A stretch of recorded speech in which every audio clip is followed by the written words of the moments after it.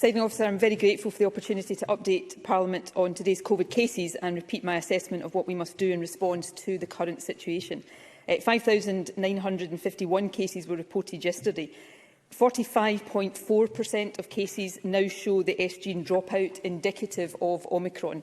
It therefore seems likely that by tomorrow Omicron will be the dominant strain circulating in Scotland, and because of its much higher transmissibility, this will drive an even more rapid increase in cases. Omicron is spreading exceptionally fast, much faster than anything experienced so far in the pandemic. I am profoundly concerned by the scale and the immediacy of the challenge it poses. In response, we are already rapidly accelerating delivery of boosters, and we will continue to do so. 59,437 booster or third doses were administered yesterday, a further increase on the day before. But, Presiding Officer, we must understand that Omicron is currently running faster than even the fastest rollout of vaccines.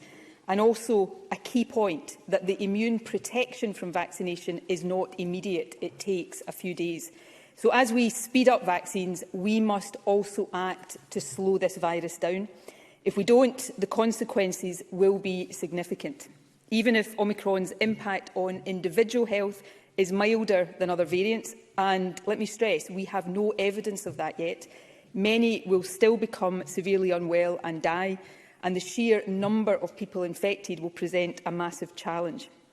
Indeed, in London, where transmission of Omicron is currently the highest in the UK, hospital admissions are now rising sharply. If we don't act now, what we have feared all along, but so far avoided, the overwhelming of the NHS, could happen. But let me be clear, this is not a choice between protecting health and protecting the economy. A surge in infections will cause, indeed is already causing, staff absences that will also cripple the economy and other critical services. Presiding Officer, this is a really serious situation and we must respond accordingly. I therefore want to strongly underline the advice I gave on Tuesday. Please reduce your contact with people from households other than your own as much as you possibly can. For now, please stay at home much more than you normally would and as much as is feasible. Right now, the risk of getting COVID from interactions with others is high and it is rising. So ask yourself before doing anything you might have planned over the coming days, is it as safe as it needs to be, and is it vital enough to you to justify that risk? I suspect what is most important to most of us over the next couple of weeks is having time with our families at Christmas. Every interaction we have before then increases the risk of us getting COVID and so possibly losing that. More generally, I suspect what matters most to us, and I know this is strongly my view, is protecting children's education. So by acting to reduce community transmission, we will also be helping keep schools open and open safely.